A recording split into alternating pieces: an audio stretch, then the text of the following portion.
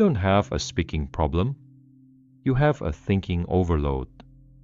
The moment you try to speak, your mind fills with pressure. Choosing the right words, checking grammar, correcting yourself before you even finish the sentence. And while all of that is happening, your voice slows down, then suddenly stops. You hesitate, you lose your flow, and even the simplest sentence feels hard to say. Not because you don't know it, but because your mind is too busy trying to get everything perfect. That's why you freeze. That's why conversations feel stressful instead of natural. But here's the truth. Fluent speakers don't think more. They think less. They don't chase perfect sentences. They use what they already know and keep moving forward. Right now, your mind is blocking your flow, not because you lack ability, but because you're putting pressure on every single word. The moment you reduce that pressure, everything changes. Your thoughts become clearer, your speech becomes smoother, and your confidence starts to rise.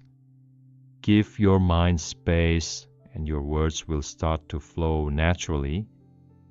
Chapter 1. The Silent Pressure. There is a kind of pressure that nobody talks about. It doesn't make noise. It doesn't announce itself. It doesn't come with a warning.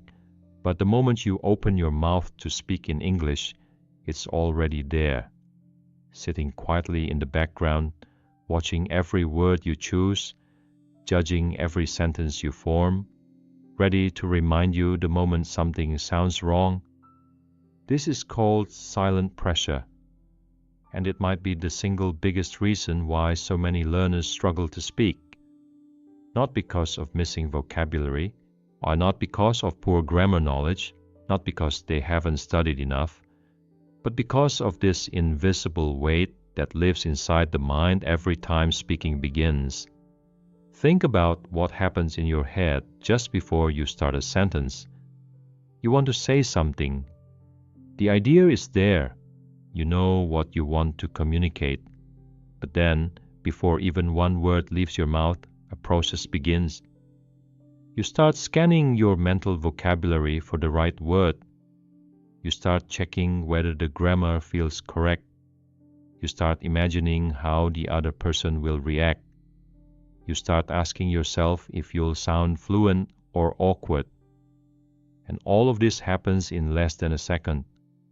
Silently, automatically, and completely without your permission. That is silent pressure. It's the constant background noise inside your mind that turns something as natural as conversation into something that feels like a performance evaluation. Now, here's what makes this so interesting and so important to understand. The pressure isn't coming from outside. The other person in the conversation isn't judging you the way you imagine. In most cases, they simply want to understand what you're saying. They're not counting your grammar mistakes. They're not keeping a list of every word you mispronounce. They're just listening, trying to follow the conversation, hoping to connect with you. The pressure is entirely self-generated. You are creating it, and because you created it, you also have the power to release it. But why does this pressure exist in the first place? Where does it come from? It comes from years of being taught that language is a subject to be studied and tested, not a tool to be used and enjoyed. From childhood, most people learn English in classrooms where mistakes are marked in red, where incorrect answers are wrong answers, where grammar errors lead to lower grades, where speaking in front of the class triggers fear of embarrassment. Over time, the brain builds a very powerful association.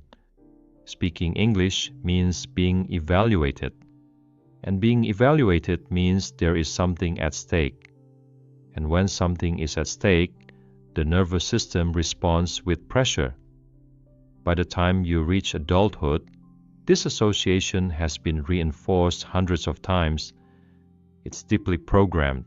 So even when you're in a casual conversation with a friend, even when there's absolutely nothing at stake, and the brain still fires the same signal, it still activates the same pattern. Because to the subconscious mind, speaking English equals performance and pressure. And here's what that pressure does to your speech. It slows everything down. It creates hesitation. It makes you second-guess words you already know perfectly well. It makes you restart sentences. It makes you go quiet in the middle of a thought because the pressure becomes too strong to push through. The cruel irony is this: the more you care about speaking well, the more pressure you put on yourself. And the more pressure you put on yourself, the harder it becomes to speak well. It becomes a trap, a loop with no obvious exit. But there is an exit, and the first step toward finding it is simply recognizing what's actually happening, not blaming yourself for freezing, not telling yourself you're bad at English, not giving up on conversations, but instead pausing and noticing, this is silent pressure. This is my mind creating a performance out of something that was never meant to be a performance. The moment you see the pressure for what it is, a learned habit, not a fixed truth, it begins to lose its grip. Not completely, not immediately, but noticeably. Because awareness is the beginning of change. Fluent speakers carry no such pressure. When they speak, they're not monitoring themselves in real time. They're not checking their grammar mid-sentence. They're not scanning for the perfect word before the sentence begins. They simply start speaking and trust that the words will come.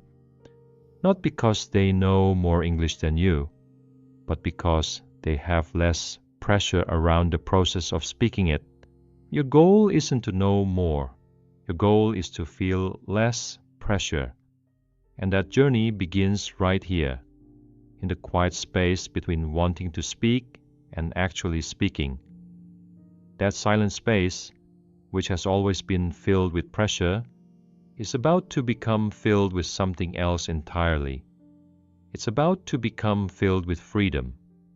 So the next time you feel that silent pressure building, right before you start a sentence, right when you're about to say something in a group, right when someone asks you a question, instead of fighting it or ignoring it, just name it. Say to yourself quietly, this is pressure, I feel it, and I'm going to speak anyway, because the words don't have to be perfect. They just have to move. Chapter 2. The Mental Traffic Jam. Imagine you're driving on a wide, open road. The weather is clear. In the path ahead is visible. There are no obstacles, and driving feels effortless, natural, automatic, almost without thought. You don't have to consciously think about how to steer. You don't have to remind yourself when to brake. You just drive, and the car moves and everything flows. Now imagine that same road, but suddenly filled with hundreds of cars, all moving in different directions, all honking, all competing for the same limited space. You need to get from one point to another. You know the destination, but the traffic is so heavy, so chaotic, so overwhelming that you can't move. You stop, you wait, and even though you know exactly where you want to go, getting there feels impossible because the road is blocked. And this is what happens inside your mind when you try to speak English with too many active processes running at the same time. This is the mental traffic jam. Every time you attempt to form a sentence, your brain is asked to do an extraordinary number of things simultaneously. It needs to access the meaning you want to express. It needs to retrieve the right vocabulary. It needs to organize those words into grammatical order. It needs to check the tense you're using. It needs to monitor your pronunciation. It needs to maintain eye contact with the person you're speaking to. It needs to track the emotional tone of the conversation. It needs to remember what was already said so the response makes sense. And simultaneously, while all of this is happening, it needs to deal with the anxiety of being watched, the fear of making a mistake, and the pressure of performing well. That is an enormous cognitive load, and it is happening in real time, in seconds, with no pause button. The result? Traffic jams. The mind seizes up. Sentences start and don't finish. Words disappear in the middle of a thought. The speaker goes silent, not because there's nothing to say, but because there are too many things happening at once, and none of them can move forward smoothly. Now, here is something important to understand about how fluency actually develops. When you first learn to drive, everything requires conscious thought. You think about every action. You remind yourself to check the mirror. You focus intensely on the distance between your car and the next. It takes enormous mental energy just to move through a parking lot. But over time, as the action becomes practiced, as it becomes stored in a deeper part of the brain, all of that conscious processing becomes automatic, and the road opens up. Language works the same way. When you're early in your learning journey, everything is conscious. You construct sentences step by step. You retrieve words one at a time. You check grammar deliberately. And this is completely normal and healthy at that stage. But the goal, the destination, is for all of those processes to move toward automation, so that instead of consciously constructing a sentence, you simply express a thought, and the sentence forms on its own. The problem is that many learners try to speak fluently before enough of these processes have become automatic. They step onto the highway when they still need the quiet practice lot. And then, when the traffic jam hits, they blame themselves. And they think they're bad at English. They think they'll never be fluent. But they're not seeing the situation clearly. The jam isn't a sign of inability. It's a sign that certain mental pathways aren't automatic yet, and that the pressure of trying to perform at full speed is making the jam worse. So what is the solution? Part of the solution is practice, yes, but not just any practice, the right kind of practice. Practice that specifically targets automaticity. That means doing things that allow language to flow without heavy conscious monitoring. Speaking on topics you know very well, so that content generation doesn't take mental energy. Using phrases and sentence structures you've already internalized, so that grammar monitoring becomes unnecessary, and repeating patterns so many times that they sink below the surface of conscious thought and become available automatically. But there's another part of the solution that's even more immediate, and that is learning to clear mental lanes while you're speaking. Most of the traffic in the jam is unnecessary. It's anxiety cars that don't need to be on the road at all. The car that's monitoring what the listener thinks of you, remove it. It's taking up space and contributing nothing to communication. The car that's double-checking every word for perfection, remove it. It's slowing you down more than it's helping you. The car that's replaying the last sentence you said and judging whether it was correct, remove it. The conversation has moved forward. That car belongs in the past, not the present lane. When you remove the unnecessary traffic, the self-monitoring, the anxiety, the perfectionism, you free up enormous mental bandwidth. And suddenly, the words that were always there begin to move more easily. The sentence that felt impossible starts to form. The idea that felt stuck starts to reach your mouth. This is not about lowering your standards. It's about directing your attention strategically. Instead of spreading your mental attention across 20 different processes at once, focus on the one thing that actually matters in communication: meaning. What do you want to say? What does the other person need to understand? When your entire focus is on meaning and nothing else, the language finds a way to express it, not always perfectly, but fluently. And fluency, not perfection, is the destination. The mental traffic jam is real. But it's not permanent. Every time you choose to speak despite the jam, every time you push one sentence through even when it feels heavy, you're building a new lane. A faster, cleaner, more open lane. And over time, those lanes multiply, until one day you'll realize the road is wide open, and you're driving without even thinking about how. Chapter 3. The Fear of Sounding Wrong. Ask 100 English learners what holds them back most, and the majority of them will eventually say some version of the same thing. I'm afraid of sounding wrong. I'm afraid of making a mistake. I'm afraid people will notice. I'm afraid they'll judge me. I'm afraid I'll embarrass myself.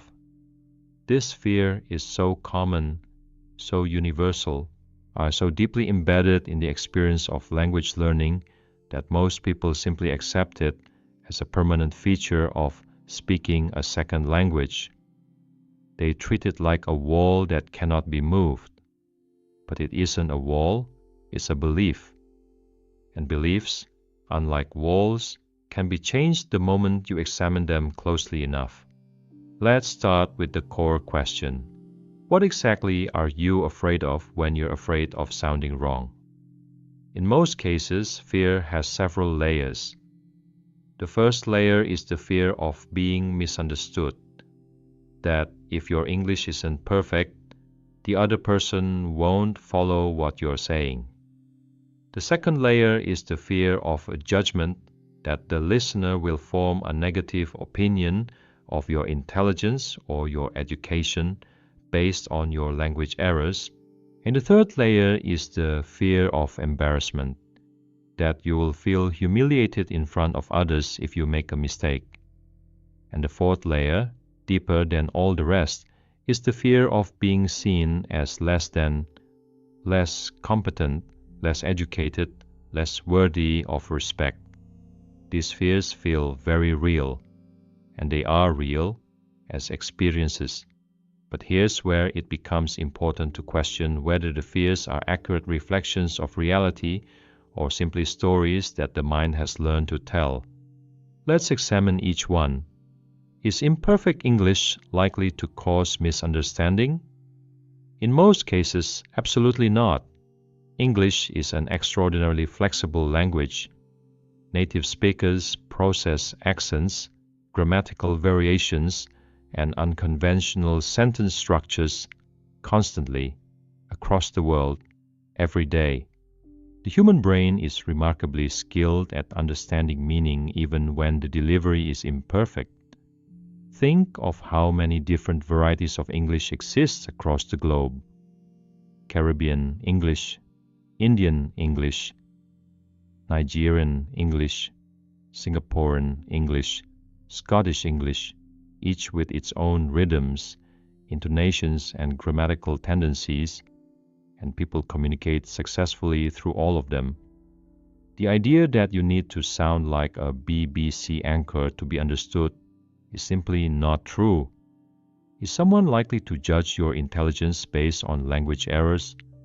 Only someone who doesn't understand how language learning works. And that person's opinion is based on ignorance, not reality.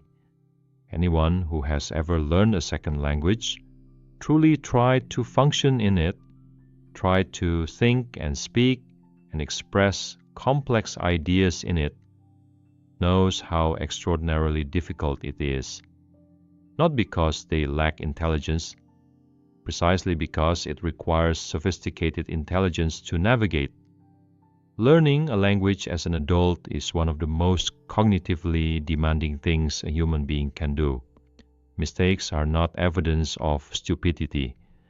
They are evidence of courage. Is embarrassment as dangerous as it feels? No.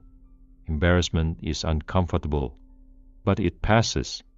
In fact, the moments of greatest embarrassment in language learning often become the moments you remember most clearly, the moments that teach you the most, the moments that eventually become stories you laugh about.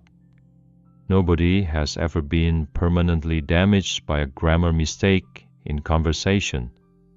The discomfort is real, but the threat is not. And as for feeling less than, this is the deepest fear and the one most worth examining. Where does this belief come from? It comes from the same place the silent pressure comes from. Years of education systems that equated correct answers with worth, where being wrong meant being less. But your worth as a person has nothing to do with the grammar of your English.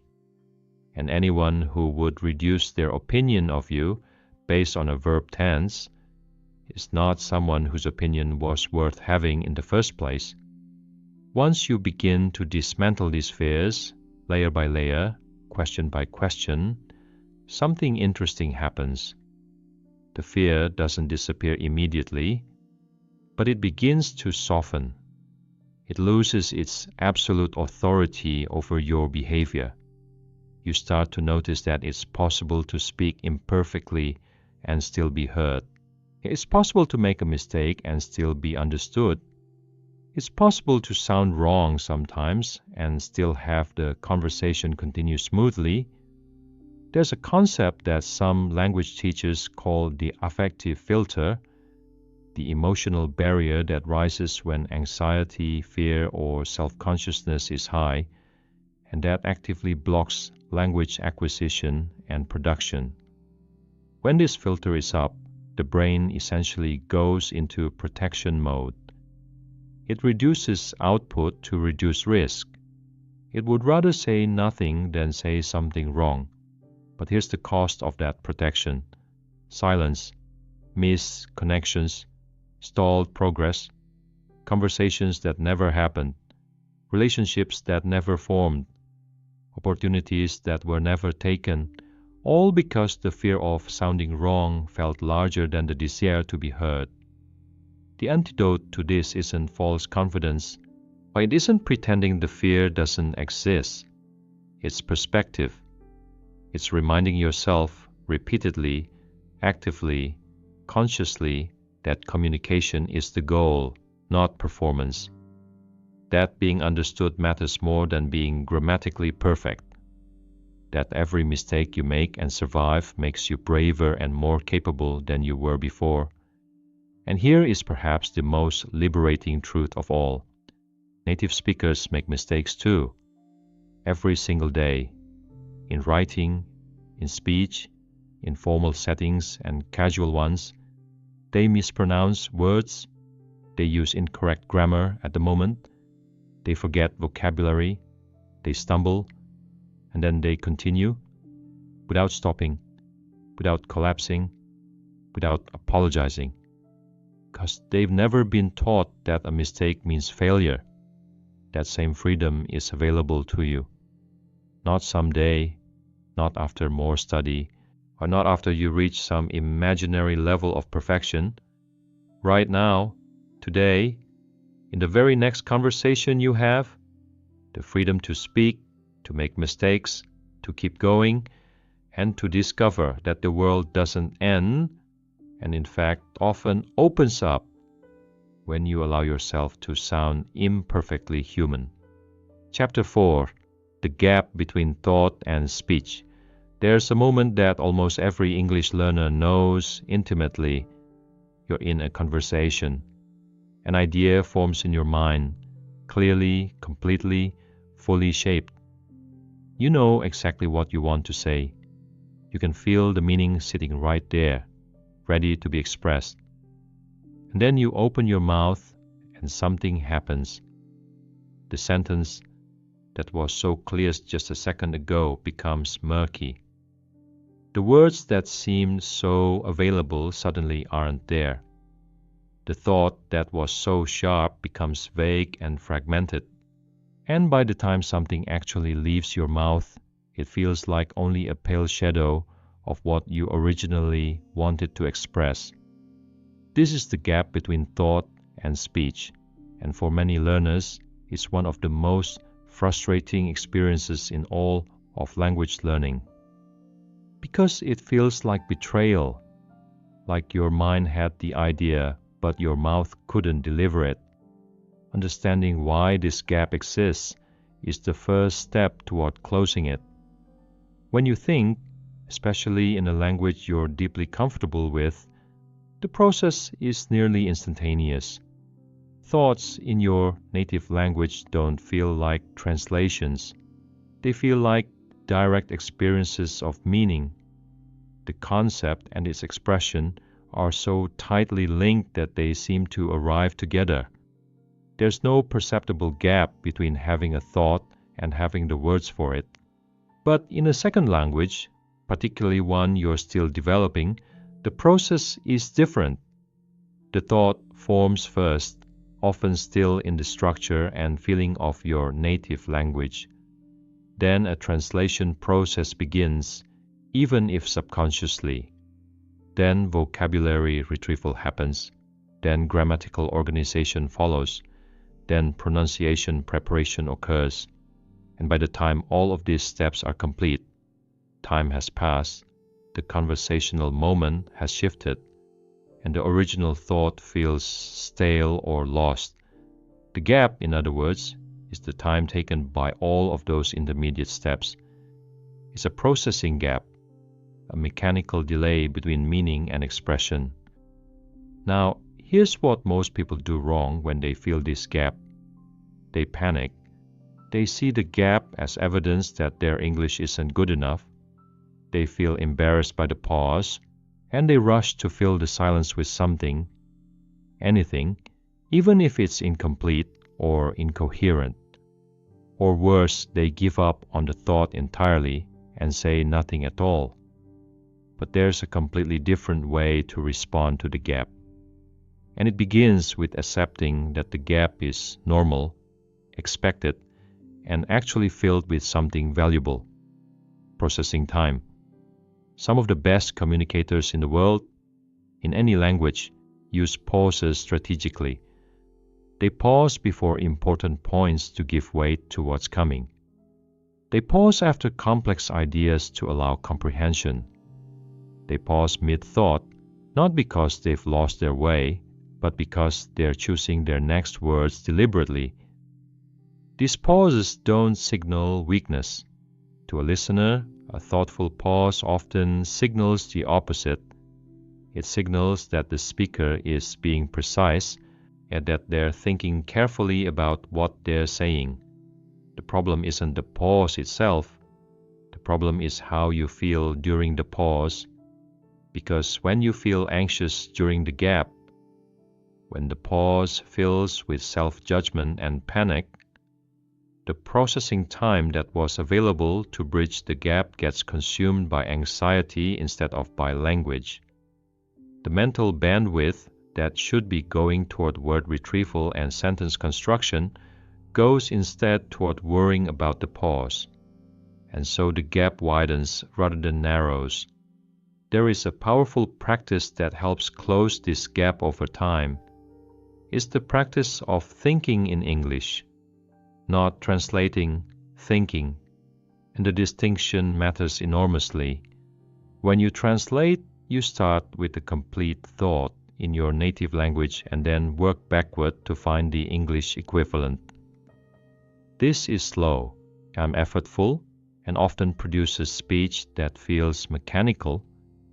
Because it is mechanical, it's a translation process, not a communication process.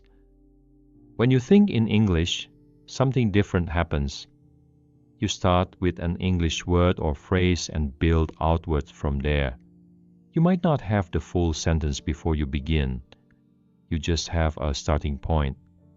And then the next word comes, and the one after that, and gradually the sentence takes shape as you speak it, rather than before you speak it. This is exactly how native speakers communicate. They don't plan the whole sentence in advance.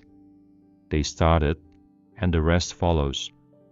Developing the ability to think in English requires practice, but it doesn't require as much practice as you might think. It requires exposure, listening to a lot of English so that phrases and patterns become familiar. It requires output, speaking enough that the retrieval process speeds up through repetition.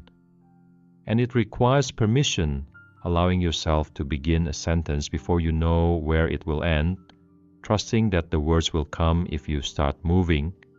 The gap also narrows significantly when you build what might be called a phrase library, a collection of expressions, transitions, sentence starters, and connectors that you've internalized so deeply that they're available without conscious effort. Phrases like, "what I mean is," or "to put it another way," or "the thing I find interesting about this is," these give you a running start, and they keep the conversation moving while the deeper part of your mind retrieves the specific vocabulary you need. Every second language speaker, no matter how advanced, still experiences some version of the gap. It may narrow to the point of being almost imperceptible, but it rarely disappears entirely. The key is not to eliminate the gap, but to change your relationship with it, to stop treating it as a failure and start treating it as a natural part of the process, to breathe through it rather than panic through it, to let it be a moment of preparation rather than a moment of crisis. Because on the other side of the gap, if you stay present and patient, the words are waiting. They were always there, they just needed a moment to arrive. Chapter 5. The Power of Letting Go. Control is a strange thing. In many areas of life, more control leads to better outcomes. More careful planning produces better results. More precise execution leads to fewer errors. Control in many contexts is simply good practice. But in speaking, in the spontaneous, real-time, flowing act of verbal communication, control becomes the enemy. The tighter you grip, the worse it gets. The harder you try to manage every word, the more unmanageable the whole process becomes. And the learner who tries to control their speech into perfection ends up producing something that sounds not more correct, but more broken, more effortful, more frozen. This chapter is about a counterintuitive but deeply liberating idea that the path to better speech runs directly through the act of letting go. What does letting go mean in the context of speaking? It doesn't mean becoming careless. It doesn't mean abandoning your desire to improve. It doesn't mean speaking without any awareness.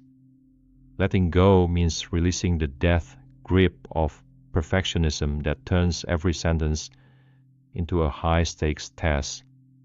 It means trusting, even before you have evidence of it, that your knowledge of English is enough to carry the conversation forward. It means accepting that the sentence you're about to speak doesn't have to be the best possible version of that sentence. It just has to be honest, clear, and moving. Think about what happens physically when you hold something too tightly. Your muscles tense. Blood flow is restricted. Fine motor control actually decreases. A musician who grips their instrument with too much force produces a worse sound than one who holds it with a relaxed, confident touch. An athlete who tenses up under pressure performs below their actual ability because the tension interferes with the automatic muscle memory they've trained. The same principle applies to speech. When you tense up, mentally, emotionally, even physically, The language that lives in your memory becomes harder to access. The words are still there, but the tension creates interference, like trying to receive a signal through static. When you let go of that tension, when you allow yourself to speak without gripping every word, the interference clears. The signal comes through, not because you suddenly know more English, but because what you already know is now accessible.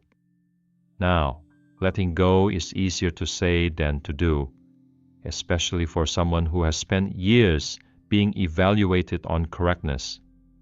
So how does it actually happen? It starts with a shift in intention. Before a conversation, most language learners set an invisible intention that sounds something like this. I must speak correctly. I must not make mistakes. I must impress this person with my English. These intentions, however well-meaning, are setting the mind up for surveillance mode, for constant self-monitoring and self-correction. The moment you set that kind of intention, the pressure follows automatically. Try replacing that intention with something like this. I want to understand and be understood. I want to connect with this person. I want to share what I'm thinking. These intentions point outward, toward communication, toward connection, toward meaning. And when the mind is pointed outward, it stops turning the spotlight on itself. And when the spotlight goes off, and the performance anxiety fades, and the natural language ability that was always present begins to emerge. Letting go also means accepting the sentence you're currently in the middle of, even if it's not going the way you plan. Many speakers fall into the habit of abandoning sentences halfway through because they realize mid-sentence that the grammar isn't quite right, or that a better word exists, or that the structure is getting complicated. So they stop. They start over. They stop again. And the result is a fragmented, interrupted pattern of speech that ironically sounds worse than the imperfect sentence they were abandoning would have sounded. The act of finishing a sentence, even an imperfect one, is far more communicative than repeatedly starting and stopping.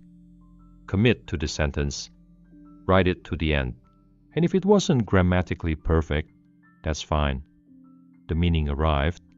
The communication happened, and the next sentence gets another chance. There's a beautiful thing that starts to happen when you practice letting go consistently. The inner critic, that voice that comments on every word you say, that interrupts your flow with corrections and judgments, starts to quiet down, not because you've silenced it through willpower, but because you've stopped feeding it with attention. Every time you let go and keep speaking despite the imperfection, you're teaching your brain that imperfect speech is survivable, that the world continues, that connection happens anyway. And gradually, the critic's voice becomes less urgent, less automatic, less dominant.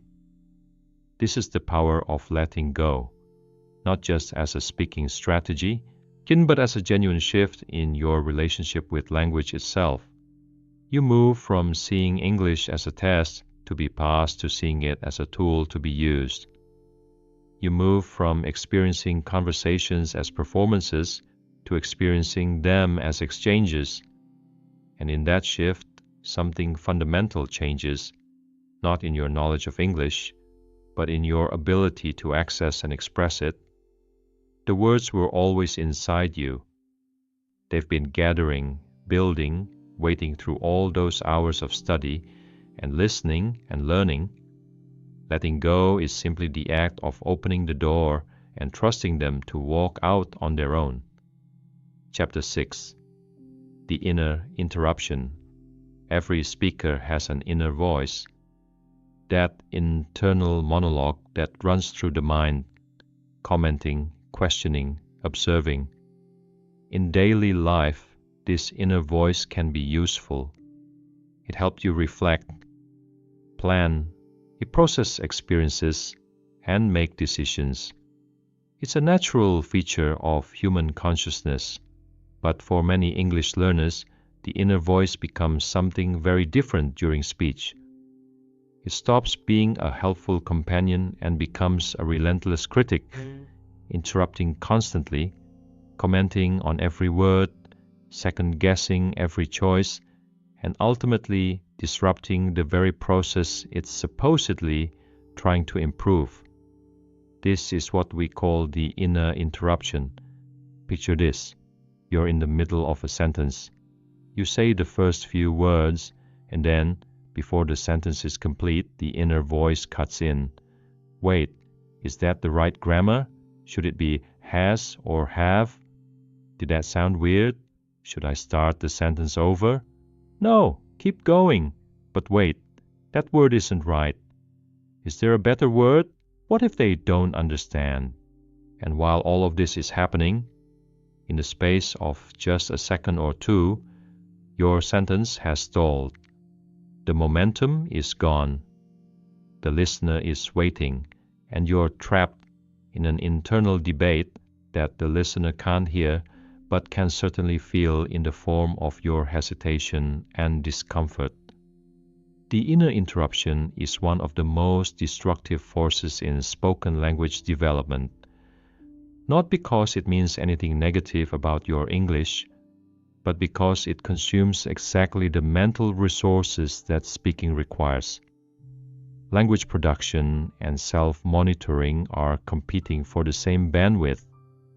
When self-monitoring wins, when the inner critic takes over, language production loses, and the speaker freezes. Here's the crucial insight. The inner voice is not actually helping you speak better. It feels like it's helping. It presents itself as a quality control mechanism. It says, I'm just making sure you sound good, but in practice, all it's doing is interrupting you.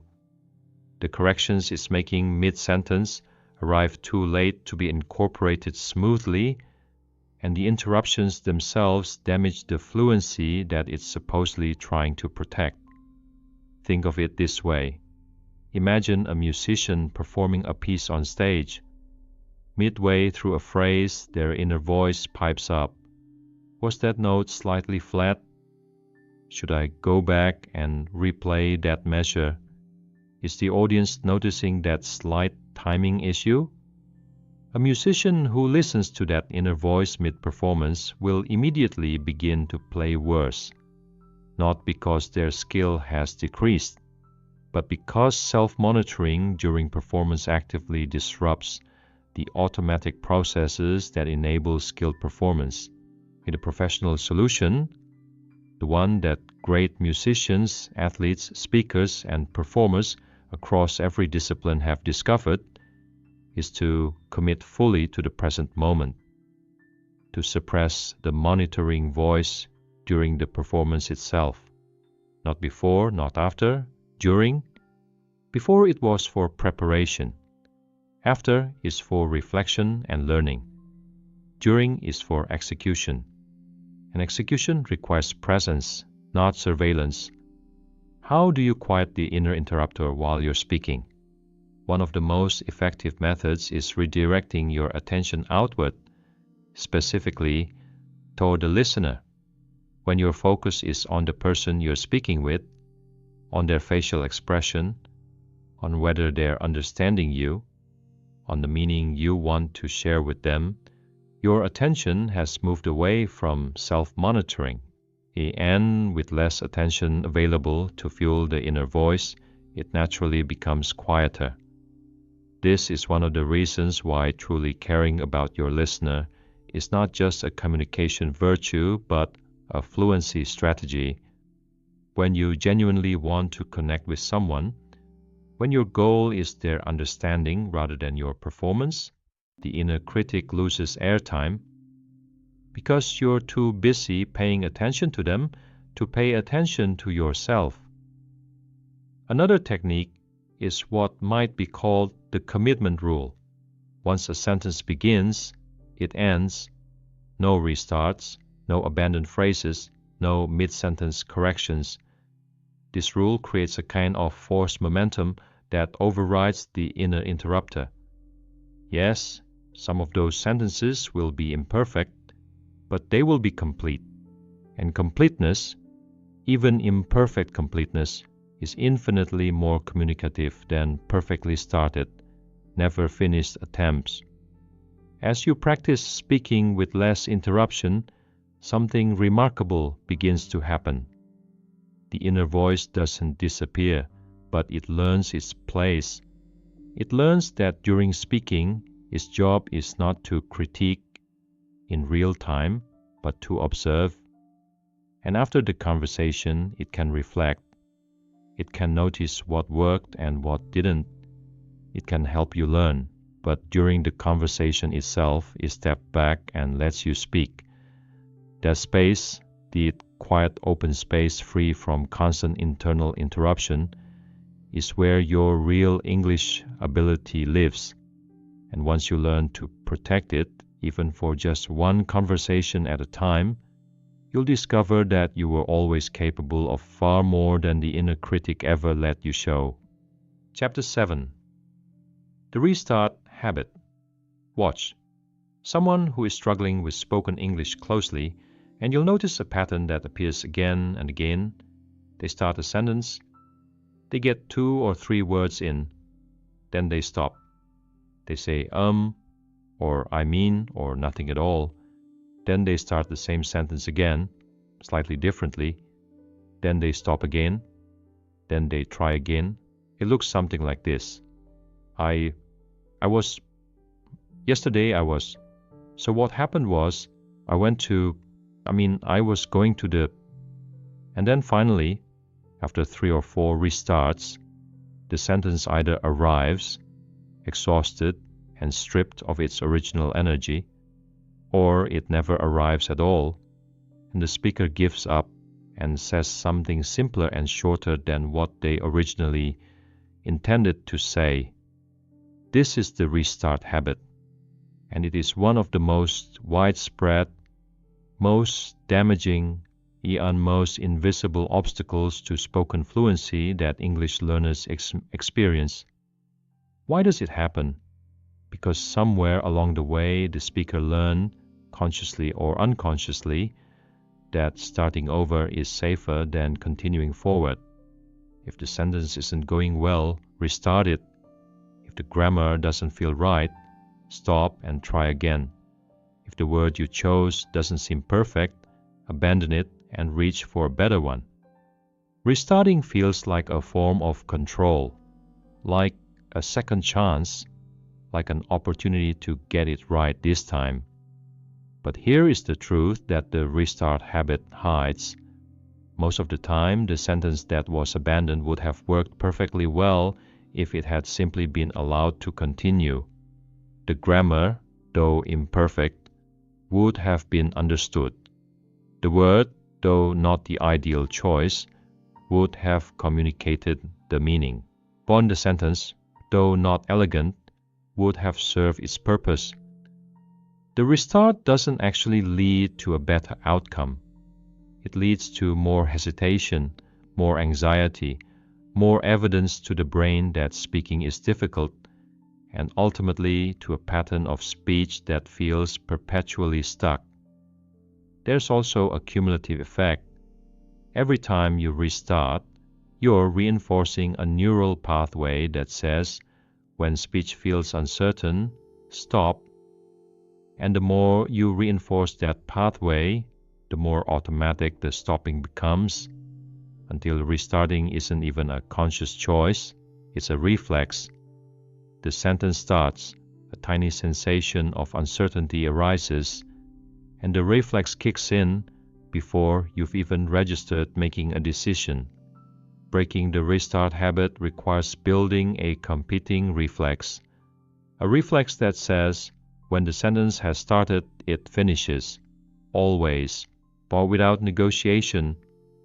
This sounds simple. It isn't at first, because the pull towards stopping will feel very strong. The moment of uncertainty will arrive, maybe at the third word, maybe at the seventh, and the urge to stop and restart will be powerful. But if you push through that urge even once and let the sentence carry itself to a conclusion, you'll notice something. The sentence survived. The listener understood. The imperfection that seemed catastrophic from the inside barely registered from the outside. And each time you push through, each time you choose the forward path over the restart, the competing reflex grows stronger. The automatic stop begins to weaken. The automatic forward motion begins to take its place. There is complementary skill that supports the elimination of restarting, and that is the ability to repair mid-sentence without stopping. In natural speech, even among native speakers, self-correction happens.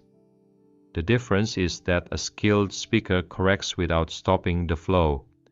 She goes to the market every morning. One small correction, stated clearly, and the sentence continues. No full stop, no start over, just a tiny adjustment and forward movement. This is a much more communicative pattern than the full restart. It says to the listener, I care about giving you accurate information, and I am continuing the conversation. It doesn't say I'm failing at this sentence and I need to try again. Beyond the mechanics, breaking the restart habit is also a psychological shift. It's a decision to trust your English, not because it's perfect, but because it's enough. Small enough to be understood, enough to have a conversation, enough to communicate your ideas, your feelings, your thoughts. That kind of trust isn't built by always getting things right. It's built by continuing even when they don't feel perfectly right. It's built sentence by sentence, conversation by conversation, each one a small act of faith in yourself and in your ability to be heard. Chapter 8. The Need to Impress. There's a particular kind of pressure that doesn't come from fear of failure. It comes from a desire for a specific kind of success.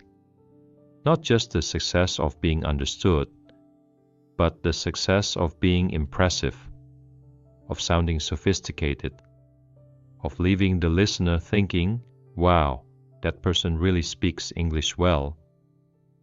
This desire is understandable. In fact, it comes from a genuinely good place. You want to be respected, and you want to show what you know. You want to represent yourself well in a language that takes real effort to learn. And you want people, particularly native speakers or highly proficient speakers, to recognize and appreciate that effort. But the need to impress has a shadow side, and that shadow side for many English learners becomes one of the most significant blockers to natural, fluent speech. Here's what happens when the need to impress takes over.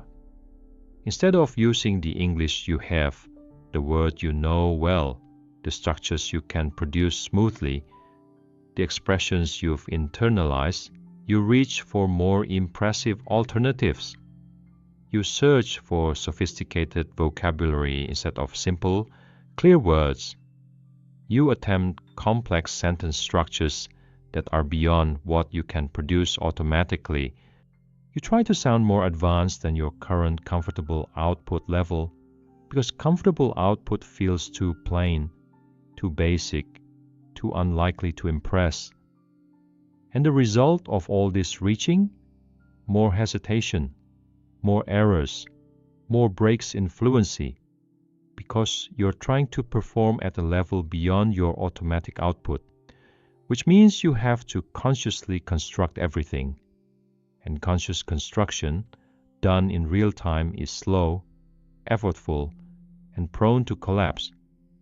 The great irony is this: the attempt to sound more impressive often produces speech that sounds less impressive, because fluency, smooth, confident, forward-moving speech, is itself impressive. A person who speaks in simple, clear English without hesitation sounds far more capable than a person who attempts complex vocabulary and stumbles through every sentence. And think about the speakers you find most compelling, most comfortable to listen to, most engaging in conversation. Are they the ones using the most elaborate vocabulary? Are they the ones constructing the most complex sentences? Probably not. The speakers who feel most engaging are typically the ones who speak with ease, with clarity, and with genuine connection, who uses the right word rather than the impressive word, who communicate meaning without showing off the machinery of how the meaning is being produced. There's a concept in communication called invisible technique, the idea that the best skill is the skill that the audience doesn't notice because it's working so smoothly. A great actor isn't one who makes you aware of how well they're acting. They're one who make you forget that acting is happening at all. A great communicator isn't one who makes you aware of how sophisticated their language is. They're one who makes you feel understood, heard, and connected. When you're thinking about impressing your listener, you're aware of yourself as a performer, and the listener, picking up on that awareness, experiences you as a performer rather than as a person. The connection dissolves. The authenticity disappears. What should have been a conversation becomes a kind of demonstration. And demonstrations, however technically impressive, don't feel as good as genuine exchanges. The shift away from the need to impress doesn't mean aiming low. It means aiming true. Instead of asking yourself what sounds most sophisticated, ask yourself what communicates most clearly. Instead of reaching for vocabulary that's beyond your comfort zone mid-conversation, or use the word you know and add specificity or context to carry the full meaning. Instead of constructing elaborate sentences, use clear, direct ones and let the quality of your ideas be what impresses. Because here's the truth, your ideas are interesting. Your perspective is worth sharing. What you think about things, your observations, your experiences, your questions, these are what make you worth listening to, not the grammatical complexity of the sentences you use to express them. When you start showing up to conversations as yourself, not as a performance of the English speaker you wish you were, but as the actual English speaker you are right now, with your current level of knowledge, your genuine thoughts, your honest attempt to communicate, something shifts. The listener relaxes, you relax. The conversation becomes real, and paradoxically, in that realness, you often produce better English than you ever produced when you were trying to impress. Because when you stop trying to impress and start trying to connect, the pressure drops. The mental bandwidth frees up, the language flows, and the person sitting across from you, feeling genuinely engaged and understood, walks away with a far better impression of you than any perfectly constructed sentence could ever have created. Chapter 9. The Strength of Imperfect Speech. We have been taught in subtle and not so subtle ways throughout our education that correctness is strength and error is weakness, that the person who speaks perfectly is the confident one, and the person who stumbles is the uncertain one, that mistakes are things to be ashamed of, hidden, corrected, and apologized for. And this belief is understandable. It has its roots in real places, in classroom grading systems, in professional writing standards, in the way formal education has historically measured language ability. But in the context of real, lived communication, in conversations between human beings trying to understand each other, This belief is not just wrong, it is actively harmful, because here is what imperfect speech actually signals. When you look at it clearly and without prejudice, it signals that someone is trying, that someone is brave enough to use a language that isn't their first, that someone is willing to be vulnerable in a way that requires real courage, to step into uncertainty, to risk being misunderstood, to show their process rather than just their polished result. There is genuine strength in that, and not in spite of the imperfection. Because of it, think about the alternative. Think about the person who, out of fear of imperfection, stays silent in conversations that matter, who lets opportunities pass because they're afraid of how they'll sound, who shrinks their world to only the situations where they feel completely safe linguistically and avoids everything else. Is that strength? Is that confidence? It doesn't feel that way. It feels more like a prison, a quiet, self-imposed prison built entirely out of fear of sounding wrong. The person who speaks imperfectly and keeps going is not the weaker speaker. They are the braver ones.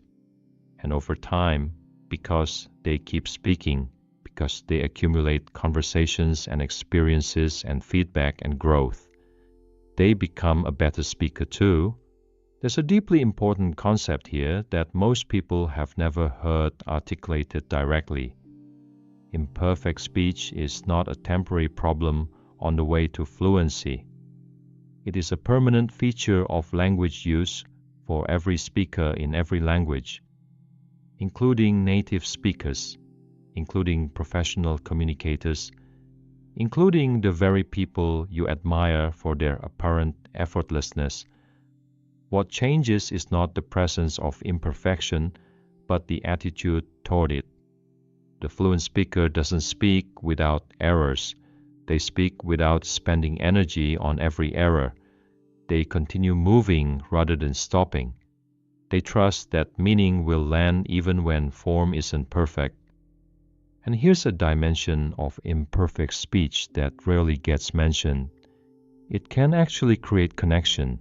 And when someone speaks imperfectly and continues anyway, when they use a word that's slightly off but clearly try to communicate, listeners often lean in, not with judgment, but with engagement. A subtle moment of shared humanity occurs. The listener thinks, this person is trying, and I want to help them be understood. And in that moment, a kind of warmth is generated that no amount of perfect speech could produce. Many language learners have had the experience of someone correcting their English in a way that felt supportive and collaborative, not condescending, but genuinely helpful, because the imperfect speech created an opening. It said, I'm human, I'm learning, and I'm here to communicate with you despite the gaps. And that invitation to participate in the communication, to meet the speaker where they are, often builds stronger rapport than slick, polished speech does. Now, this isn't an argument for carelessness. Continuing to grow, to refine, to expand your vocabulary and deepen your grammatical understanding, all of that matters. Improvement is valuable and worth pursuing. But improvement is the long game. It happens across weeks, months, and years. It doesn't happen inside a single sentence. Inside a single sentence, the only thing that matters is communication. And communication doesn't require perfection. It requires intention, clarity, presence, and the willingness to keep going even when the sentence doesn't come out the way you planned. That willingness to speak imperfectly and keep speaking when it's not a compromise, it is a strength, and one of the most essential and underrated strengths in all of language learning. And the learner who develops it, who practices it, who embodies it in conversation after conversation is not settling for less. They are unlocking more confidence, more connection, more growth than the pursuit of perfect speech could ever provide. Chapter 10. The Fear of Silence. Of all the fears that English learners experience during conversation, one of the most acute and least discussed is the fear of silence, the dread of the pause, the panic that sets in when there are no words coming out, when the conversation hits a gap and the speaker is standing in it, exposed, while the world waits. This fear drives behavior that is actually counterproductive to communication. It drives speakers to fill silence with sound, with repeated 5 times, with filler sentences that say nothing, with rushed, half-formed words that arrive before the thought behind them has been fully shaped. All of this in an effort to avoid the one thing that feels most terrifying, a moment of quiet in which it would be obvious that the speaker doesn't have the words ready. But this fear is based on a misunderstanding of what silence actually means, both to the speaker and to the listener. Let's start with the listener's experience of silence.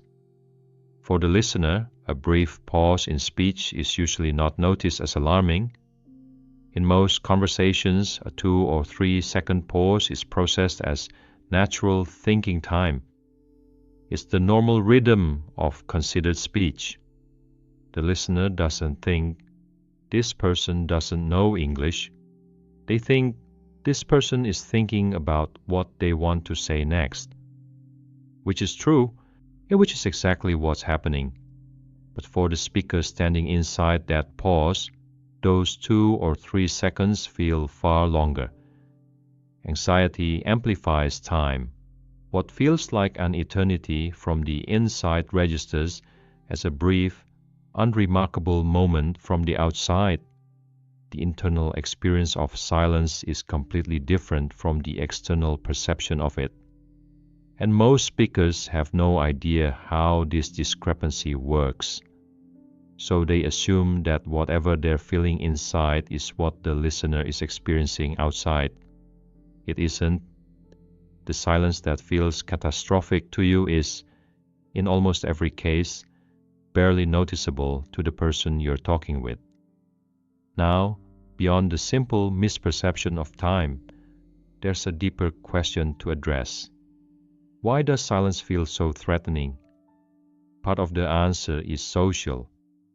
In many cultures, silence in conversation carries specific meanings, some positive, some negative.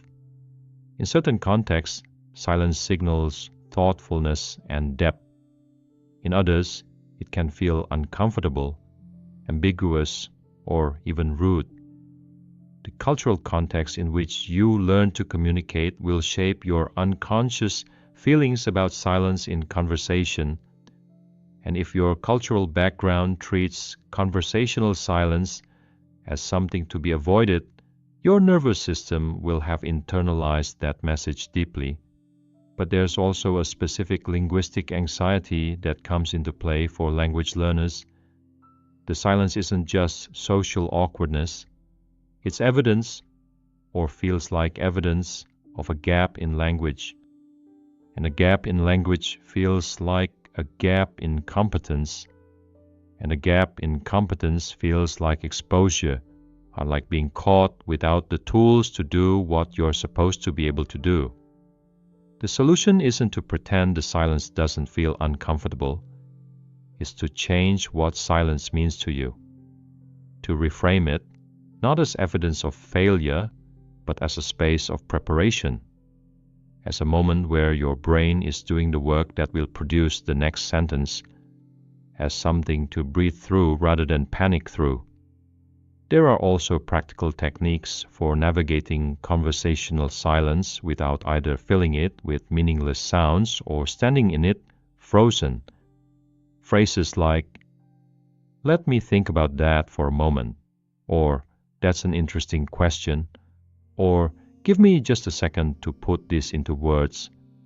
These are not excuses. They are normal, natural bridges that speakers use every day in every language to acknowledge that a thought is forming and will arrive shortly. They replace the panicked with something far more communicative and far less anxious.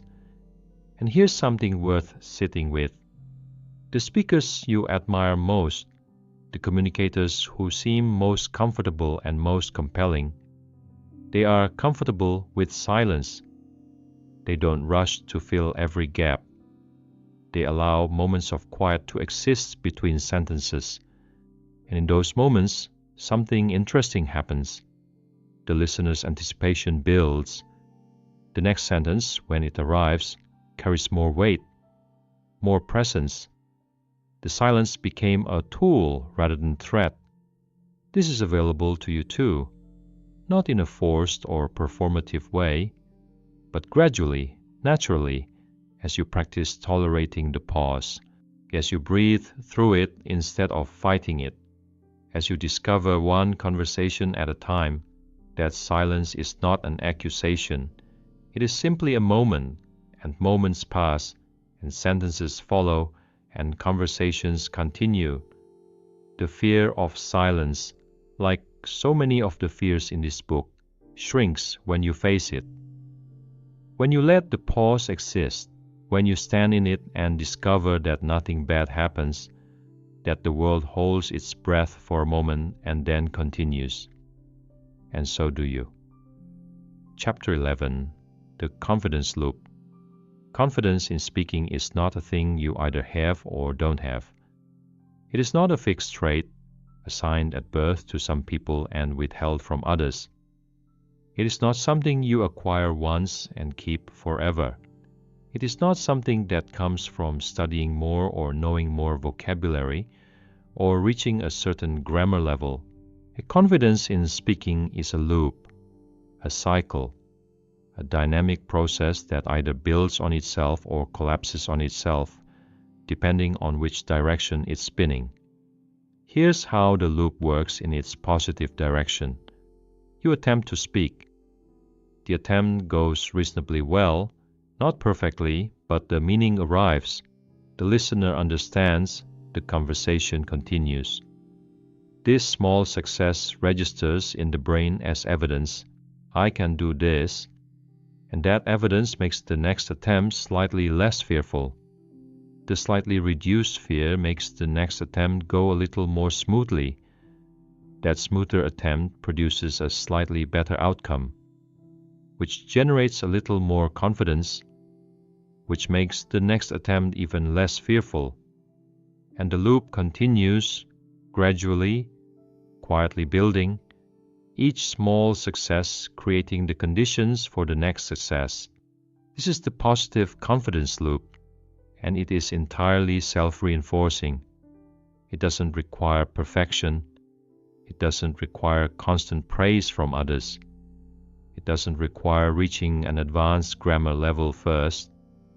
It requires only the willingness to attempt, and then to register the outcomes honestly, to let the evidence of your own capability accumulate in your mind the way water fills a container, gradually, without drama, until one day it's simply full. But there's also a negative confidence loop, and it works with equal power in the opposite direction. You attempt to speak. The attempt feels difficult. You hesitate, you restart, you produce something that sounds broken. This experience registers in the brain as evidence. I can't do this, I'm not good at English. And that belief makes the next attempt more fearful. Down the increased fear produces more tension, more hesitation, more self-monitoring, which makes the next attempt go worse, which generates stronger negative evidence, which increases the belief of inability, which makes the next attempt even more feared. And the loop tightens, the confidence erodes, and eventually the person stops attempting. They choose silence because silence, however limiting, feels safer than the repeated experience of failure. Most English learners who feel chronically unconfident in their speaking are caught in the negative loop. They've accumulated enough experiences of difficult attempts that the evidence of inability feels overwhelming and definitive. And because they've drawn back from attempting, there's no new evidence coming in to challenge that conclusion. And the way out of the negative loop is not to wait until you feel confident before speaking. That's the trap that keeps the loop spinning negatively. Confidence doesn't come before the attempt. It comes from the attempt. Specifically from surviving the attempt, from discovering that even the imperfect, hesitating, stumbling attempt produced some form of communication. That meaning arrived even if form didn't, that the conversation continued even if the sentence wasn't beautiful. Every small survival is fuel for the positive loop. Every conversation you complete, regardless of how it went, is evidence that you can have conversations. Every question you answer, regardless of how you answered it, is proof that you can answer questions. The loop begins to spin in the right direction, not when you start speaking perfectly, but when you start speaking regularly. Here is something practical and important.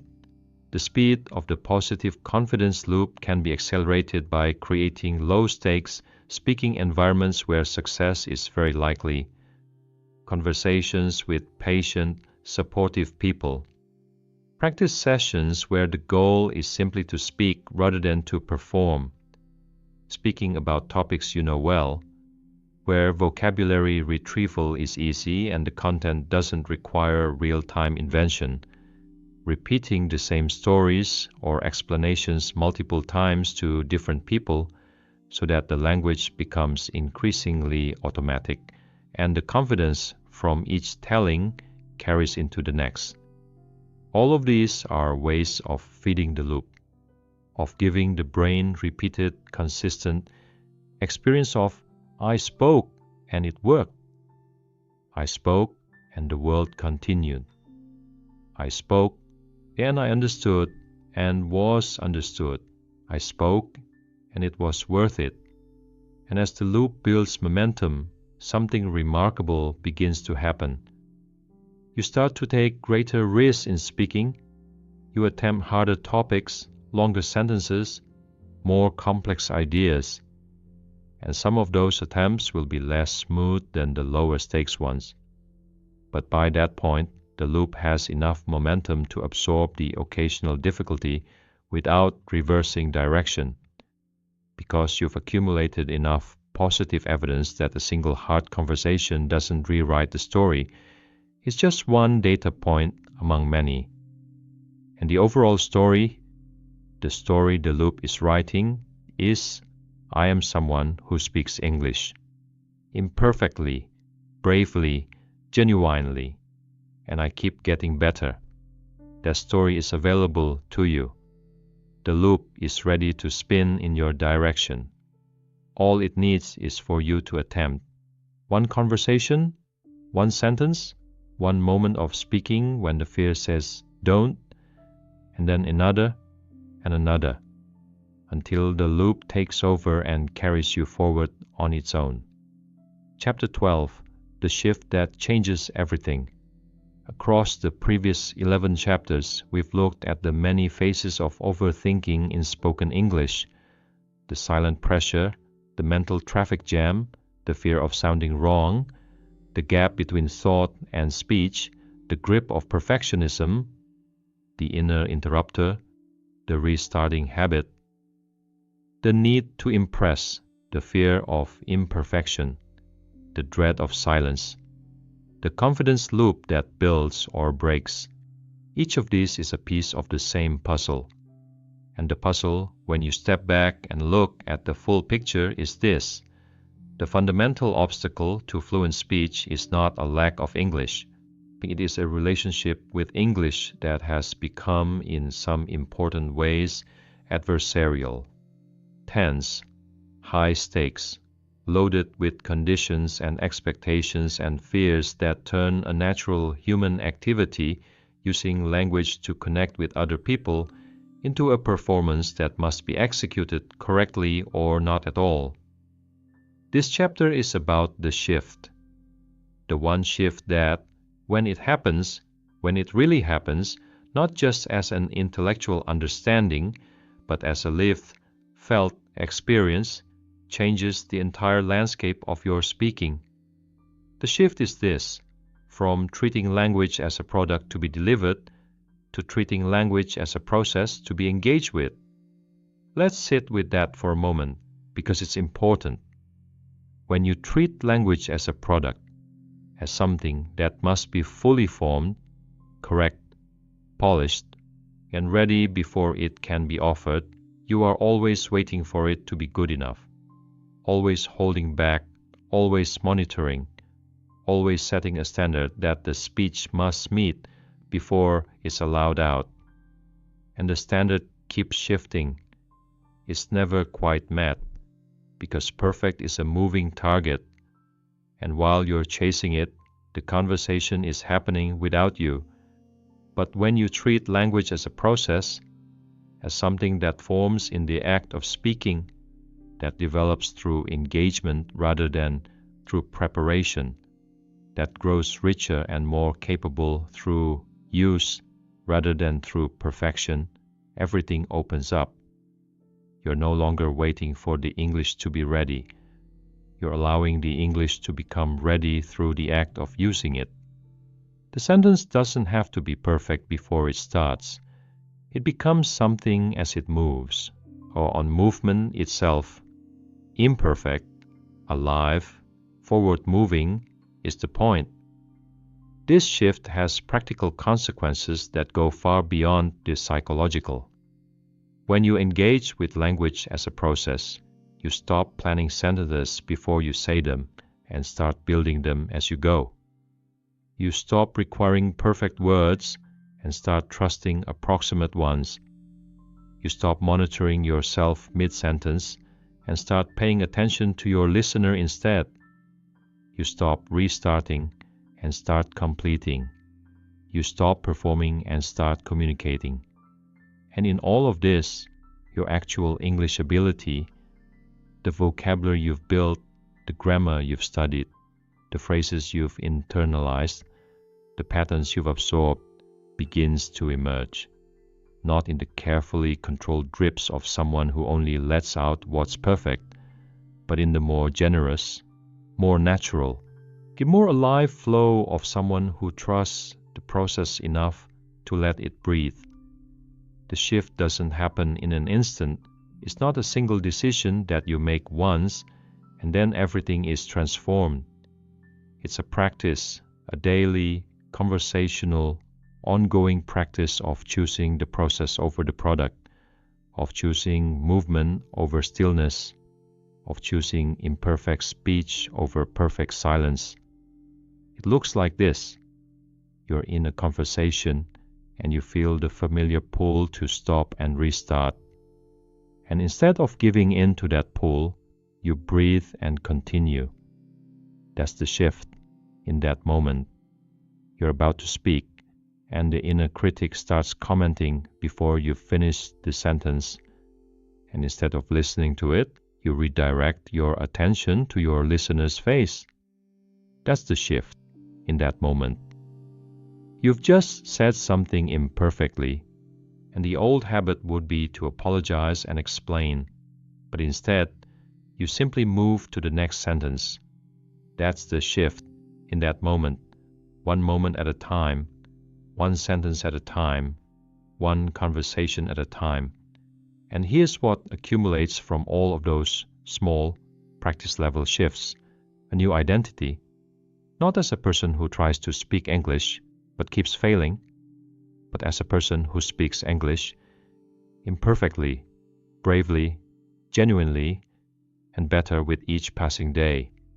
This identity change is not trivial. It's perhaps the most important outcome of everything in this book, Because the stories you tell yourself about who you are as a speaker are not just descriptions of your current state, they're predictions of your future behavior. If you believe you're someone who freezes and fails at speaking, you will avoid speaking, and the belief will be confirmed. But if you begin to build the identity of someone who engages with language as a process, who speaks when it's hard, who continues when it's imperfect, who grows because they keep moving, that identity will generate behavior consistent with itself. And that behavior will, over time, produce the fluency that felt so distant for so long. The shift is not about pretending everything is easy. It's not about ignoring the real difficulty of speaking a second language. Some conversations will still be hard. Some days will feel like backward steps. Some sentences will never quite arrive the way you wanted them to. But with the shift in place, those experiences don't collapse the whole edifice, because you're not building on the foundation of perfect speech. You're building on something far more durable, the practice of continuing, of trying, of caring enough about communication to keep showing up, imperfectly and courageously, in conversation after conversation. That is the shift. And that shift, small, daily, cumulative, changes everything. So the next time you feel stuck while speaking, don't rush to fix your words. Pause for a second and notice what's really happening. It's not a lack of English. It's too much control, too much pressure, too much thinking. And the moment you release that pressure, something shifts. Your mind becomes quieter. Your sentences become easier. Your voice starts to feel natural again. Speaking was never meant to feel heavy, it was meant to flow. And that flow doesn't come from knowing more, it comes from holding back less. So trust what you already know. Allow yourself to speak without stopping, and let your words move freely. Because the moment you stop trying to be perfect is the moment you finally start speaking.